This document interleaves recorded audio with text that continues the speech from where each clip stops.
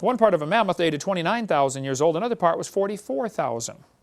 You talk about a slow birth. That would be it, okay? I like this article from Rand McNally. The last 2 years, an absolute date was obtained for the Gandong beds above the Trinil beds. That's in Indonesia. It has the interesting value of 300,000 years, plus or minus 300,000 years. Boy, they nailed that one right on the head, didn't they? Plus or minus, 300% error. In the Geological Survey Professional Paper 862, and I get some flack over this, but I've got the paper in the library somewhere. We couldn't find it here. There's all kinds of articles about carbon dating things in Alaska. I just want to show you a few things here. They carbon dated sample number SI 454. See that on the map there, on the chart there?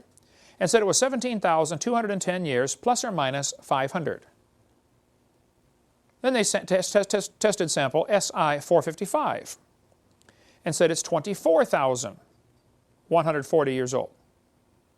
Well, 17,000, 24,000, say, wow, that's working good, until you find out that's the same sample as 454. Very same sample. Test it again. So is it 17,000 or 24,000? Sample number 299 was less than 20,000 years old. That little caret means less than. Sample number L137X is greater than 28,000. We say, well, see, it's working good. This sample is less than 20,000. This other sample is greater than 28, until you find out it's the same sample as 299. How can a sample be less than 20 and greater than 28 at the same time? I taught algebra for a long time. I don't think you can do such a thing. That's not too good. Living penguins were dated at 8,000 years old. Materials from layers where dinosaur bones were found are carbon dated 34,000 years old. But yes, dinosaurs ought to date, 70 million years old.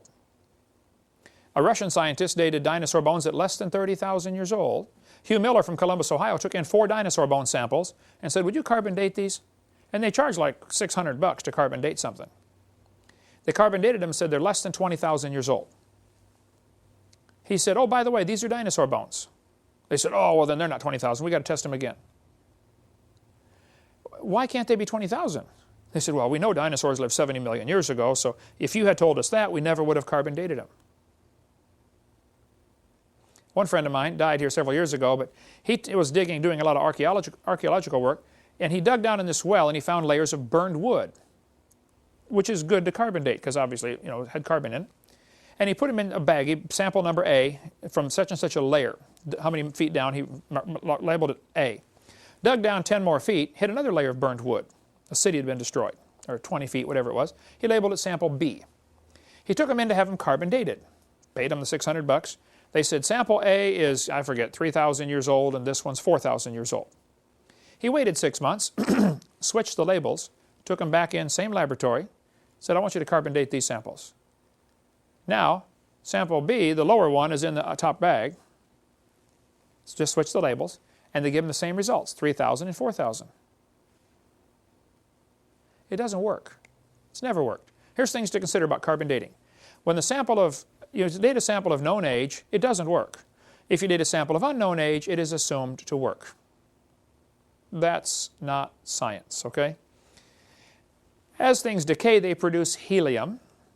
This helium, the amount of helium in the atmosphere, is only enough to account for a few thousand or few million years, not billions of years. This guy said the rocks do date the fossils, but the fossils date the rocks more accurately. That's ludicrous, okay? And it all based on circular reasoning. They've known that for centuries. We'll cover more on that on video 4. I talked to James P. Dawson. James Dawson was one of the guys working on dating the moon rocks. They brought back moon rocks, gave them to his laboratory, and said, how old is the moon rock? He took specimen number 10017, divided it into 6 pieces, and tested it many, many times. How old is it? They got numbers ranging from 2.5 billion to 4.6 billion, or 100% error. I talked to him back in '99, and he's in Oklahoma. There's his phone number. He was Chief of Engineering and Operations for the Lunar and Earth Science Division of the Manned Spacecraft Center in NASA in Houston. He worked on lunar samples, including the Genesis rock. He told me they found ages from 10,000 years to several billion in the same rock. His website, jpdawson.com. How can one rock be 10,000 years old and several billion years old at the same time? Something is wrong, okay? What about potassium argon dating? Does that work?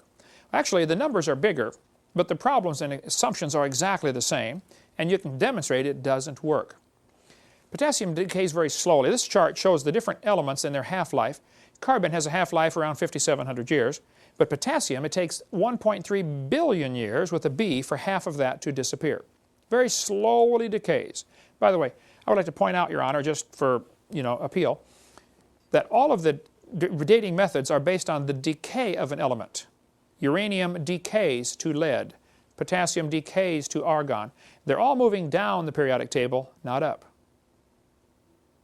All going down. Just point out, keep that in mind in case we need to appeal this case, all right? 80% of the potassium in a small sample of iron meteorite can be removed by distilled water in 4.5 hours. Well, if you can take out 80% of it in 4.5 hours, how can you trust any dates you're going to obtain by that? Canadian Journal of Earth Science ran an article and said, in conventional interpretation of potassium-argon age, it's common to discard ages which are substantially too high or too low compared to the rest of the group, or with other available data such as the geologic time scale. There it is. If you test a sample and its number's too high or too low or doesn't match the geologic column, it gets thrown out. Well, then why are you wasting your time and money testing it? You already know how old you'd like it to be. Give it a number. Pick a number. It's dumb.